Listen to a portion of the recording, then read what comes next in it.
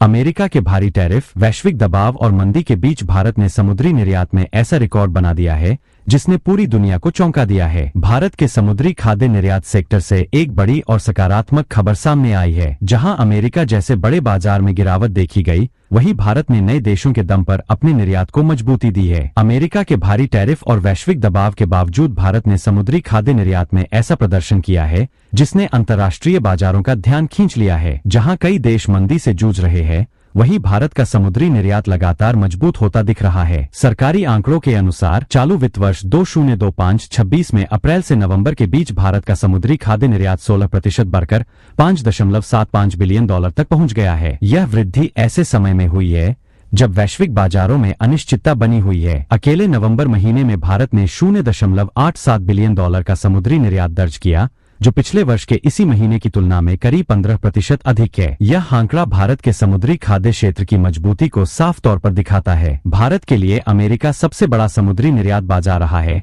लेकिन अमेरिका द्वारा लगाए गए भारी टैरिफ के कारण अप्रैल से अक्टूबर के बीच वहां निर्यात में 7% से अधिक की गिरावट दर्ज की गई। इस अवधि में अमेरिका को होने वाला निर्यात घटकर $1.06 बिलियन तक सीमित रह गया। हालांकि अमेरिका में आई इस गिरावट का असर कुल निर्यात पर ज्यादा नहीं पड़ा, क्योंकि भारत ने दूसरे बाजारों में अपनी पकड़ मजबूत कर ली। चीन, वियतनाम, बेल्जियम, जापान, रूस, कनाडा और यूनाइटेड किंगडम जैसे देशों में भारतीय समुद्री खाद्य उत्पादों की मांग तेजी से बढ़ी है। अधिकारियों का कहना है कि ये गैर अमेरिकी बाजार अब भारत के समुद्री निर्यात के नए इंजन बनते जा रहे हैं। इसी बीच भारत को यूरोपीय संघ से भी बड़ी राहत मिली है। यूरोपीय संघ ने भारत की 102 अतिरिक्त मत्स्य प्रसंस्करण इकाइयों को निर्यात के लिए मंजूरी दे दी है। इससे आने वाले समय में भारतीय समुद्री खाद्य निर्यात को और मजबूती मिलने की उम्मीद है। यूरोपीय संघ भारत के लिए तीसरा सबसे बड़ा समुद्री निर्यात बाजार है, जिसमें भारत की हिस्सेदारी लगभग 15.10% है। वित्त वर्ष 2025 में भारत ने यूरोपीय संघ को $1.12 बिलियन का समुद्री निर्यात किया,